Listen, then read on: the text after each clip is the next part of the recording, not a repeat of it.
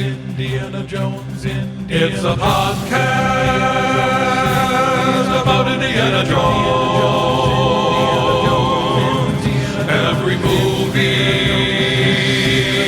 1 minute at a time. Indiana Jones, Minute. Welcome back to the Indiana Jones Minute. This is the podcast where we discuss the film Indiana Jones and the Kingdom of the Crystal Skull, one baseless exposition dump at a time. I'm Tom Taylor. I'm Pete Mummert. I'm Gerald Christopher. Sorry, everybody. Porter. And I am Joe Darth Patreonus Harris. I did the finger quotes there. Hey! Very Lord excited. Patreon. Darth Patreonus. Yeah.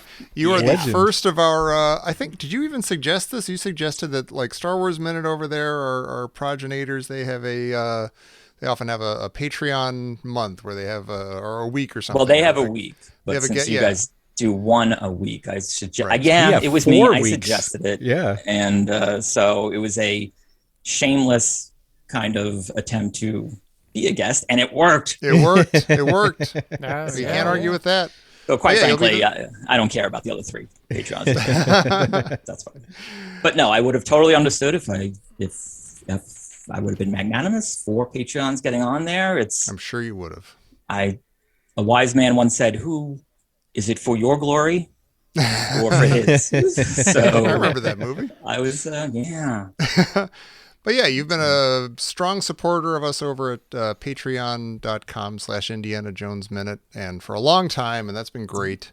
And we've got a thriving sort of like sub-community over there. We got a lot of attention on the Indiana Jones Minute and the Listener's Crusade, and that's awesome. But then there's like a whole other bunch of folks over at Patreon too. A lot of them are the same folks, but some other people too. And yeah, we'll have a handful of Patreon visitors. Yes. And if you're listening and you're not a Patreon, I highly recommend it, given the Anything Goes show is just a lot of fun.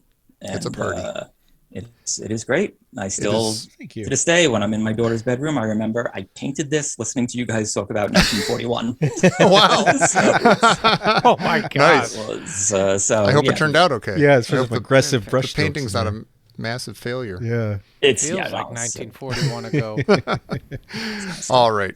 Well, today you're here to join us for minute 105 of Crystal Skull. And this is the one that begins with Oxley preparing to returno the skull finally. And it ends with him giving up the skull to Spalko. Is he planning to returno the skull finally? Because he says soon now, and then makes no move at all to give the guy his skull back. And I'm wondering, is he taunting the skeleton? Oh my gosh. Like, is he? Because he's making the skull look at his body. And he's saying soon now, but he's not doing any. Like, you don't say soon now if you're going to do something immediately. You don't take somebody's head and show them the person's body that you've severed from it, and say soon now. I like that you have an etiquette about this, Pete. If you have someone's head, don't. Well, also, if you look, that specific alien is craning his neck. Mm-hmm. And so I wonder, is it like a sunflower? Where the alien keeps, it's moving more and more. The vertebrae are craning more towards ox, and that might be sort of what's going on. He's going soon now, and he's trying to get the neck to pull out even farther. Should be going like side to side, like, Yeah. making it do a Or little Tommy, dance is for it him. further? Wait, So, what? I mean, It's Is it further. the neck needs to? No, it's farther. Farther Damn. is a Farther. It is farther's farther. distance. Yeah. Yeah. Your neck needs to crane farther. Yeah. Yeah. No, okay. You're good. so were all these guys, and I don't know if you talked about this on minute 104 or not. So all these guys are sitting there. So to say that Oriana went in there and just pulled the skull off that guy? That is the best that we can figure. There's no strong evidence. I don't think it's ever addressed directly. Like, was the skull just laying on the floor and he came and scooped it up, or did he just yank like the devil and just pull some guy's head off his Decided shoulders? to take one. Were they skeletons at the time, or were they living, breathing? Well, that could be another cool alien scene. creatures? What if we have Yeah. Oriana and the guy's fighting these in, and he decapitates one? And he's Don't like, take my head off. I'm Well, that's taking the this. thing. Like, you can't. There's no way this works. Like, there's no way he gets that skull unless he gets a sword out and goes behind the guy and slices his head off. Yeah. It's Like, all it's pretty, very it's a pretty strange. dark scenario here we're looking at. It is. It is. Huh. I can't decide if it's dark or if it's just half baked. Like, Yeah, but I mean, like if it was a little more explained, would it not be as dark or would it be even worse? I don't know. No more explaining. yeah, Thank you. That's a good There's- policy. Well, yeah. is that you read about like if you're the executioner and you look at a big juicy neck, and I wonder, is that what Oriana was thinking when he saw this particular alien and his neck, splayed Yeah. beautifully and craned so far? He's like, well, that's the most beautiful It's one like to Chekhov's neck. decapitate. Yeah, when you're a conquistador, the whole world is a neck.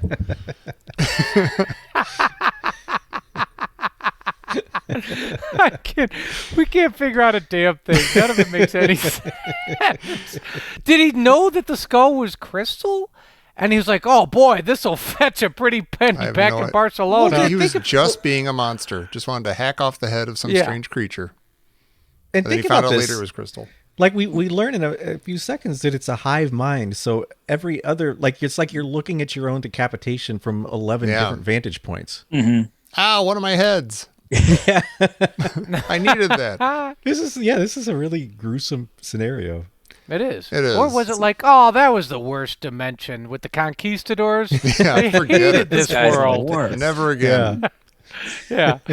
Got 10 more to choose from. And yeah, we learned they're a hive mind here. It's minute 105. And Right. Bulbous Falco's, they're a hive mind. Really? Yeah, well, Was she's been excelling at that this entire time, just making stuff up. Just Yeah. like remember, like in the jungle when she's like doing the whole monologue about what the skull can do and everything, and we're gonna turn you all into communists or something with our minds or something. That's what the skull. Like she's just making stuff up the entire time, and Well, I of don't know what all she's the basing people any in of the this on. room, why would we trust Spalko? I'll The tell you skull why. doesn't. She doesn't even talk. I'll tell to you him. why The skull we trust Spalco Okay. here. She is the only person in this room that has a human reaction to walking into a room Yeah. filled with 12 aliens. That's kind of true. Like everybody else is just like, Yeah. okay, what? I mean, this is the most the hell is most this? earth-shattering moment in human history. Yeah. And she's the only one that reacts like it's a real thing. Like everybody else is like, okay, Right. Yeah, she's a little bit moved. yeah. Yeah. Yeah. She has that. awe. She's got the like the Spielberg wonder. Yeah. the spiel, but yes, that's right. And you know, You that's- wonder if that's he- kind of he the- showed up for this one. I'm sorry. Go ahead, Jerry. Well, it just Spielberg showed up for that one shot. Yeah. Yeah.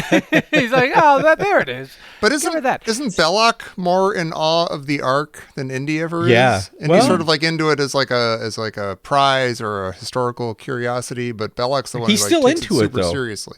He is. He is. Nobody's but- into this at all. Like people, they're just here they're like, okay, we got to drop off this damn skull and then we can go home. Yeah. And I said before, I said like last minute, I think that I've this whole time I've been on board with the whole alien thing and stuff. And like if it was done right, it could have worked. There's no reason why Indiana Jones can't be against aliens in the 50s. But yeah, I think I was saying last time that it was getting a little more, it's like a little too actual science fiction for me to fit like in this movie or something. And here Spalco gives this whole like, she goes full Spock. She's like she's got her tricorder out. She's like scanning it and everything. She's giving us this whole, they're a hive mind and they're collective consciousness and everything. Like, really? That's a little much. Well, but she does show some maybe what seems like empathy. She says they're still waiting for the return of the one who was lost. At least she understands that they're experiencing something maybe approaching pain. Well, Wouldn't you which think is- Oxley would know that though? Okay, this is the moment that Ox should be empowered or the Yeah. most vocal, or this is his moment to shine. And This is his moment to Not only- taunt. this is his moment. got your nose. And Falco comes over And, and and everything else, and your jaw, and your cheekbones, and your cranium. Falco just takes the head away from him. And again, he never is allowed to have any real say in what happens with the arc of the skull or the aliens, or if we go back and we think about his prison room and the sanitarium, whatever, the nunnery, he same thing. He kind of like he's writing Returno everywhere. Yeah. And you're like, this guy knows. He's the Abner Ravenwood. Right. Right? Yeah. And so then when he gets these minutes, it's just literally yanked away from him. But with no fanfare. It's not like he's not putting up a fuss. He's not like, and he doesn't even show up on our say like, no, you're wrong. This is what it is. Right. You know what I mean? Yeah. Well, the character's a waste because he doesn't. Throughout the whole movie, he's a prop to hold the skull. He is. And that's all he is. And going back, like you pointed out, that Belloc seems more in awe of the Ark than Indy and Raiders. Indy's father is more in awe of the Grail than Indy is throughout that movie. Yeah, and in all those, and even in Last Crusade, they get there, and what happens? The guy who is most in awe gets sidelined. And it becomes, Indy's show. But I don't know if Temple and Doom, I don't think that works. No one's really. But in this case, like Indiana Jones cares the least out of everybody. Like Oxley cares Second more, least. and then Spalko cares more. If you look at Mac is completely bored. Like he's like looking around like, ugh. There's always Mac. Speaking of Mac, I got a note on Mac. I have a positive thing to say about Mac in this minute. I actually do like his line. Indy's like, what are you, a triple agent? He's like, no, I just lied about being a double agent. In a better movie that we were on board with, that would have been a fine, satisfying line. But why does Indy have to count on his fingers? Like, does Indy have a problem with math? That's Harrison Ford finger acting. It's comedy. Right there. It is. He's doing the old finger wags. I was just wondering if he's so violent and pedantic in other movies because he's overcompensating for his lack of arithmetic, arithmetic. That's why I actually did bring. Don't you see? Right. Tell him about exactly the right number of camels. He didn't know. 10. Yeah. Do you guys start when you count? Do you start with your thumb first or with your index finger? Index first? finger. So I use my thumb. Me too. Oh, you do? You do? Well, because I was an weird. exchange student, and they made fun of me for starting with my index finger. Oh man, where were you an exchange student? What? Yeah. Where are they doing this? Where were you? Where were you? In Germany. Oh, really? Backwardsville? Germany. I don't know. You see that a lot. You see a lot of people start with the thumb, and I've never understood it. Of counting. Really? I think I start with my thumb. Oh, do you really? So thanks, Tom. What the hell's the matter with you? I mean, thanks for the support and everything, but my God. I mean, it really, you can start with your pinky if you wanted to, but that's sick. I guess it is. I'm not saying I do it. I don't use my pinky. I'm just saying you could. The line, going back to the, Mac's line is cute, but the prop, Indy saying, "What are you, a triple agent?" Mm-hmm. That's a line you throw in there because you realize if you have to have a character point out how ridiculous something is, don't put it in the script. Yeah, that's like, you know what? Rule. This is a stupid thing. You have Indy pointing out the ridiculousness of this, and Harrison Ford actually had a similar line in Force Awakens. He's like, another Death Star? There's always a way to blow up these things. And it's like, all right, if you have to have a character point that out, don't put it in the script. But at least in that, he didn't go, wait, another, a second Death Star? Yeah. Which one? Oh, yeah.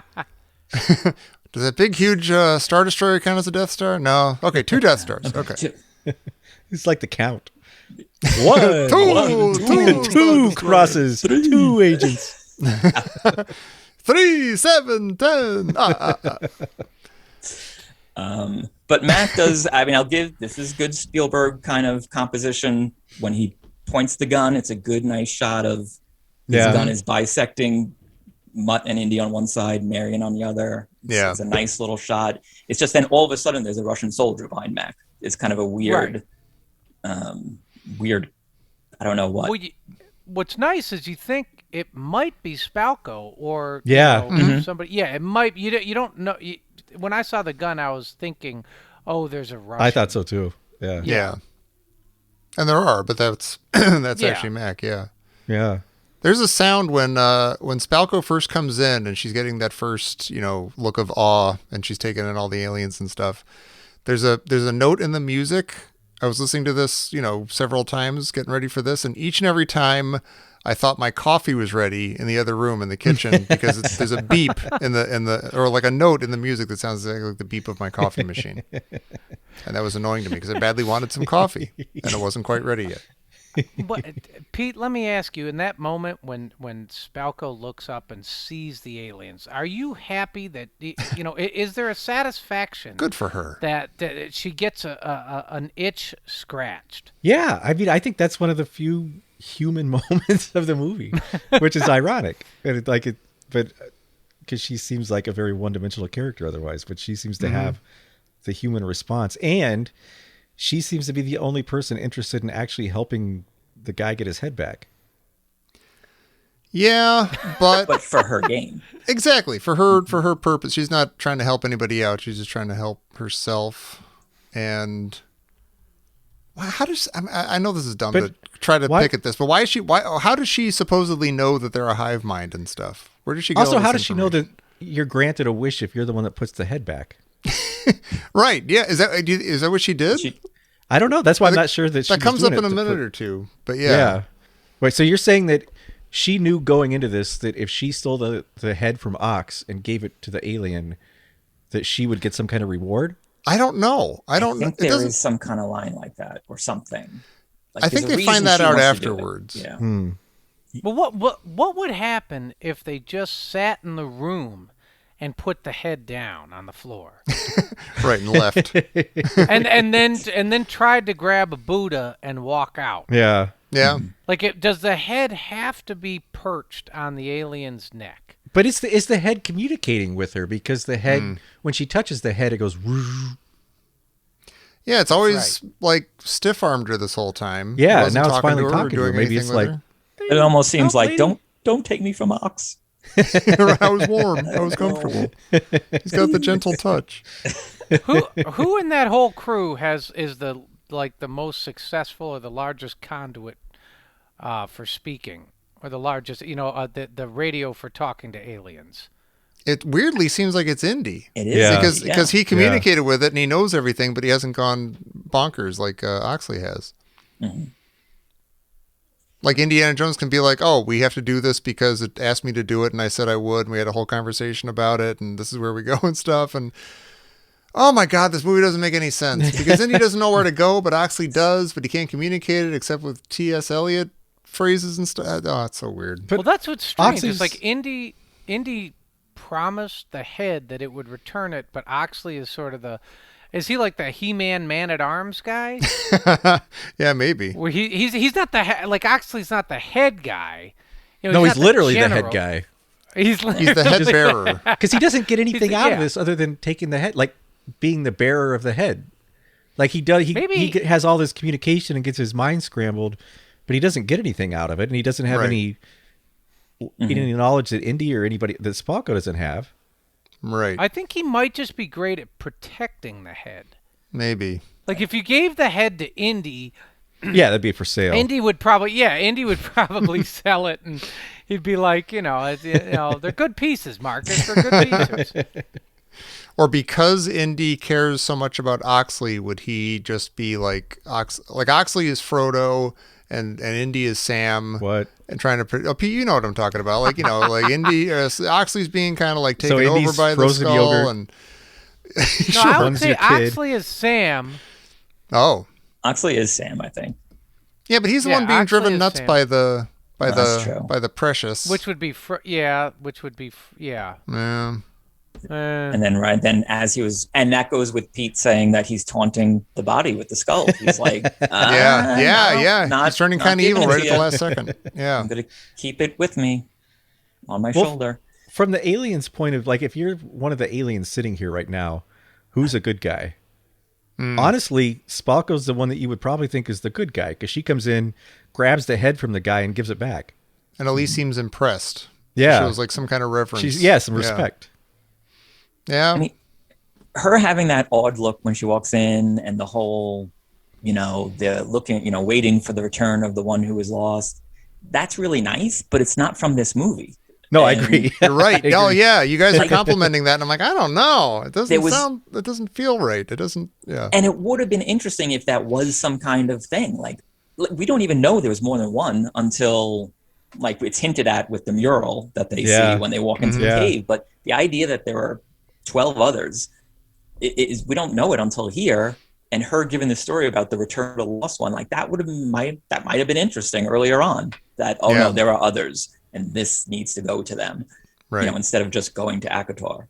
But is that just a sign that Spielberg is incredibly bored right now? Because when he made Close Encounters, like he brought out so much wonder and human feeling and the sense of awe of something, discovering something otherworldly.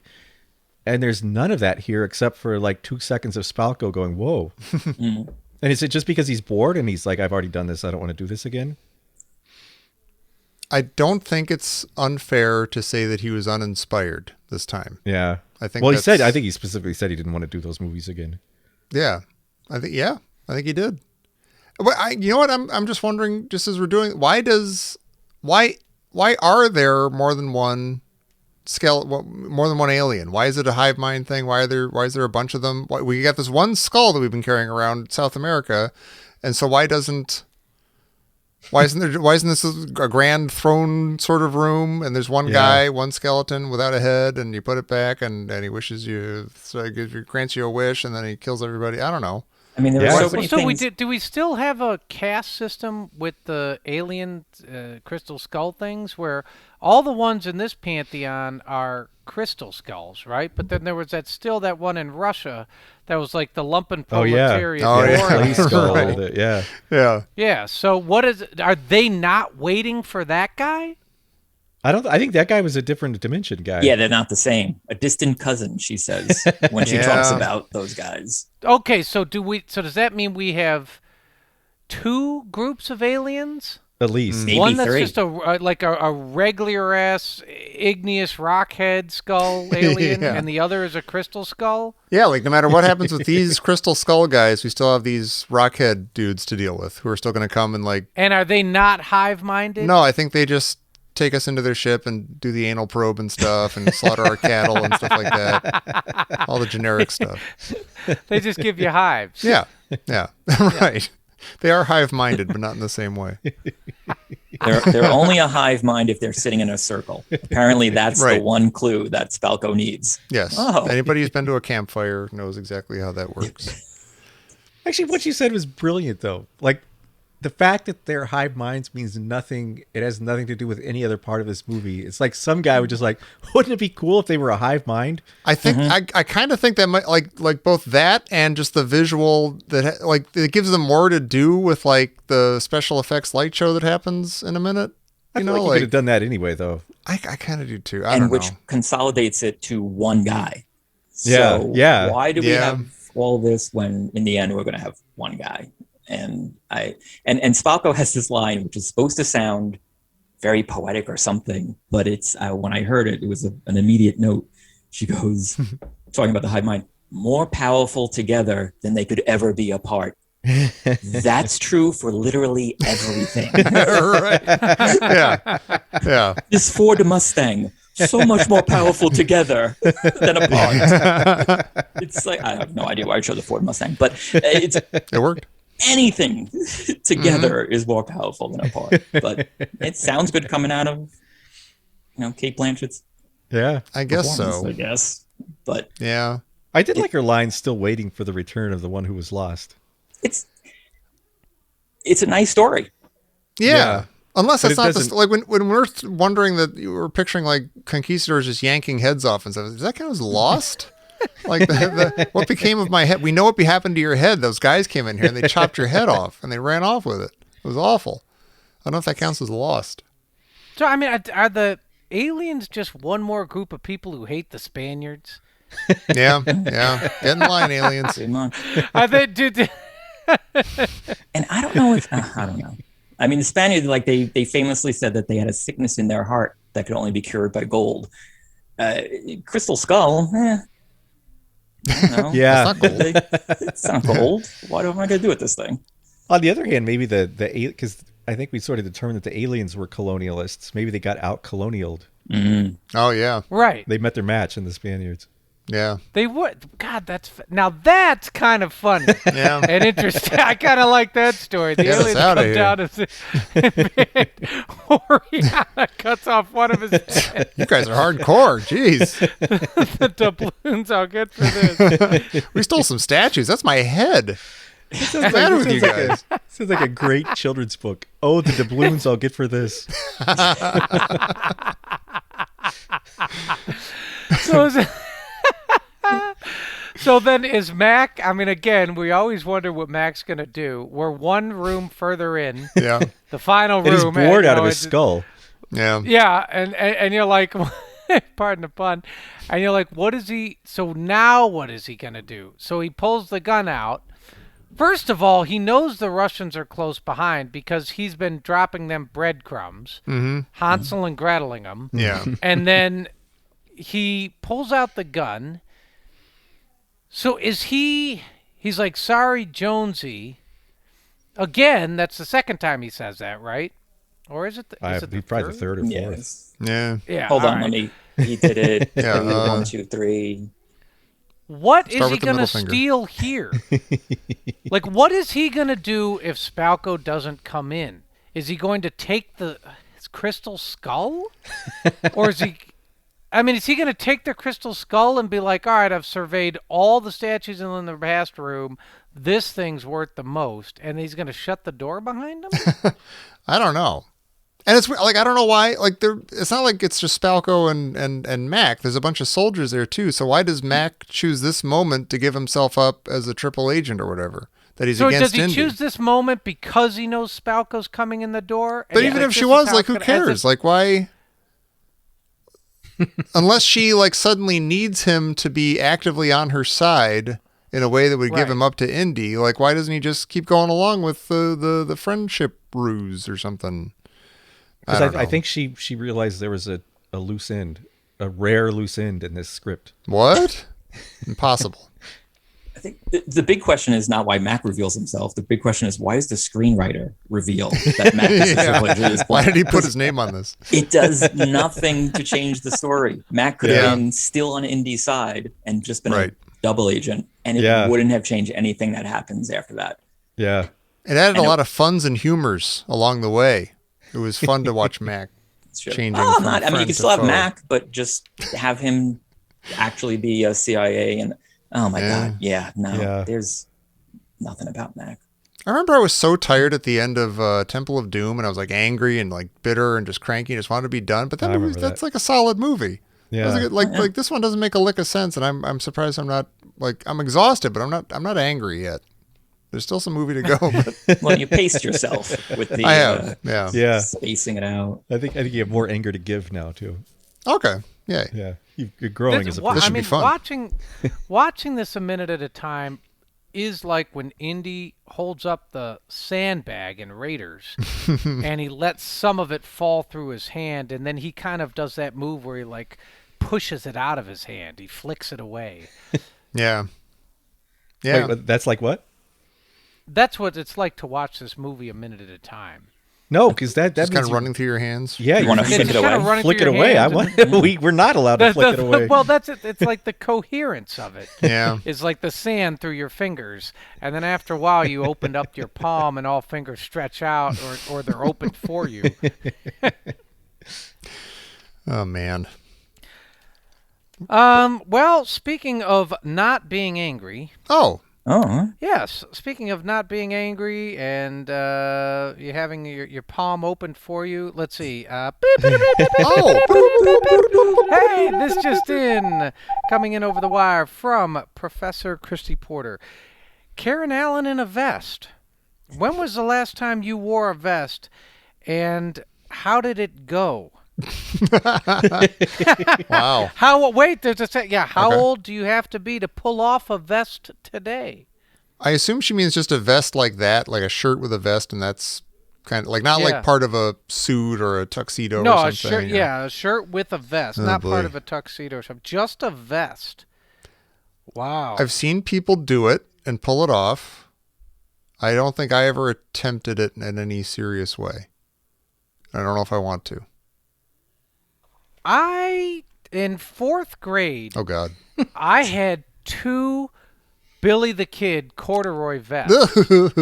Yeah, and I wore them all the time, and they're my favorite things. One was navy and one was light blue, like 1981 light blue. Oh, my God. Yeah, and I loved them. So that was the last time I wore a vest. And I wore it quite well. See, and you strike me, Jerry, as the guy that would have like the Patagonia vest or like the 80s like Michael J. Fox vest. Oh, does that count as a vest? I mean, is that vest? Sure, you could have a winter vest. I don't understand that because you're like, now my arms are freezing. I know. My wife wears one of those, like and she loves it. That. I don't get it either. Yeah, she's happy. I have one of those, and it's kind of a layer. It's an outdoors vest, and it kind of works in a layered sense. But I'm still wearing a jacket, so my arms are pretty. But I did have an Argyle sweater vest, I think. Oh. Around the time, and I still have it in my closet. I can't wear it anymore. I think the time has passed. Wow. So it's well, do you think the time has passed, or do you think you're too old to wear it? Well. Oh, like the is the time world has passed moved on, and it's made me or old. Yeah, no, I think the yeah. fashion. I think it's gone out of. I think I might have bought it. And this is embarrassing. I think that Joseph Gordon-Levitt was wearing one in 500 Days of Summer, and I said that's a good look, and I bought it. Wow. And and it's in my closet. Man. Okay. You tried. You know what's funny? Why would you have a children's line of clothing named after Billy the fucking Kid? Because was it Garanimals and like it matched with like the pants that had little 6-shooters on them or something? Or yeah, but Billy the Kid? Yeah, that is a little weird. I mean, why are you? He's not exactly. I mean. Well, like you have Billy the Kid and another like kid has Wyatt Earp, and so like you are immediately, I don't know, fighting each other, shooting at each other. I don't know. But it's weird how like if somebody's in your generation and they're an evil, horrible, awful human being, they're terrible. But if they're from a couple generations back, that same horrible, awful person that murdered and killed and raped and pillaged suddenly becomes charming and quaint. It's just like Bobby Brady wanted to be who was it? Yeah. Jesse James. Jesse James. I was just thinking. He was a mean, dirty killer. Right. But not now. You're like, no, let me go to sleep with my Jesse James stuffed animal. Yeah. But if he'd been like, I want to be Charles Manson, people would have been kind of unhappy. Bobby Brady. Bobby Brady wanting to be Charles Manson, that'd be kind of awesome. But it's like one's super visceral because it's from your childhood, and the other one's not because it's old timey. Well, like if you name your dog Torquemada, everybody thinks it's hilarious. I got my John Wilkes Booth underoos. I'm so cool. Exactly. I'm a student of history. I'll tell you, this is a deep cut. Now, I was in 4th grade wearing Billy the Kid. Now, there was a couple kids I knew, and they still had the corduroy pants. We were all up into 8th grade. Oh, boy. And on the back, it would say BTK. Ooh. And I remember saying to somebody, I go, hey, what the hell are BTK pants? And somebody said to me, that's Billy the Kid, but for big boys. And I was like, you're kidding. He's still wearing Billy the Kids? But he graduated. Yeah, they just kind of, they're just it's BTKs now. Wow. That's another horrible, like Bill. horrible person. Man. Good grief. Kids are weird, and so are their parents. Yeah. All kids and parents are weird. There, I said it. What was it? Billy the Kid was what, 18, 19? Shot by Pat Garrett? Something like that. I think he was 18 or 19. Yeah. Sure. Yeah, it's pretty young to be having that life that he lived. There's that one, like, he has that one, like, famous Daguerreotype photo. Mm-hmm. He looks weird because he's like... he looks all goofy. Yeah. Like the elephant. Yeah. You can't tell how many marbles are in there. In his mouth, you mean? Yeah. He's just, I mean, it's, cheeks are full of hardtack. Hats all akimbo. Yeah. The Lincoln County Wars, isn't that what it is? Yeah. I think, yeah. Yeah. Well, some tough I think he's times. one of those ones that they think there's a picture of him older. Like maybe Oh, really? he didn't die when he was supposed to die. I think there's a guy Oh, wow. who claimed to be him. Yeah. And he may have, like later when he was like, I don't know, it was 1930 or 1940 or something. He claimed to be Billy the Kid, and I think he may have been debunked. Was one of the young guns Billy the Kid? I was just wondering. I think so. Isn't Emilio Estevez Billy the Kid? Oh, is he? Yeah. I think so. Everybody knows. I mean, everybody who knows is angry at us now for not knowing for sure. Yeah, I guess that. Well, you know what was weird is William H. Bonney is Billy the Kid. Yeah. But in the Clint Eastwood movie, what's the one? He's William Money. Oh, really? Yeah. In Unforgiven? Is it Unforgiven? He's William Money. Yeah. I never thought of that. That's funny. Yeah. Wait, I've got a question though. Like, you're saying somebody said they were Billy the Kid later in life. You've got all the people claiming to be Anastasia. Who would you be? Like, what person? That... Wow. Jim Morrison. No, I don't know. Like, God, that's a You have to great be like, question. maybe I'd be Mikey that ate the life and the Pop Rocks. all right. Yeah. But wait a minute. But he's still alive. Yeah, he walks among us. He went to It's me, Fairfield I know. University. Yeah. Oh, Pete, yeah. It's me. Oh my God. You're revealing yourself to the people on this show. God, that's tough. That is tough. Maybe I'd be So it has to be someone like Snuffleupagus. It has to be somebody who was huge and then went away for a long time. Yeah. And was Yeah. maybe presumed dead, but nobody knew for sure. Right. Yeah, Gosh. but and about your age. And about Oh, I could be, that's- maybe I'll be DB. Oh, no, I'm not. See, I'm not nearly old now. I was going to say DB Cooper, but Yeah, you're not. Yeah, you. no. I'm not old for anybody. I mean, who are we? Any of us old question. enough to be? Yeah. This is when I said I was the guy from Escape from Witch Mountain. You were in Star Trek too. Yeah. You just You're started Scotty's saying nephew. that. Yeah.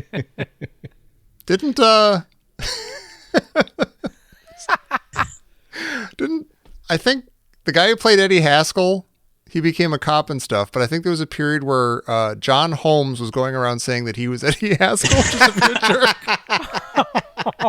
My God. That's amazing. And like it was a thing. Like Eddie Haskell had to go to court or something and be like, no. Wait a minute. I'm Eddie Well, Haskell. there's a simple way to prove that. Yeah. I think that's how they finally did it. Yeah. Yeah. Hey, Beaver.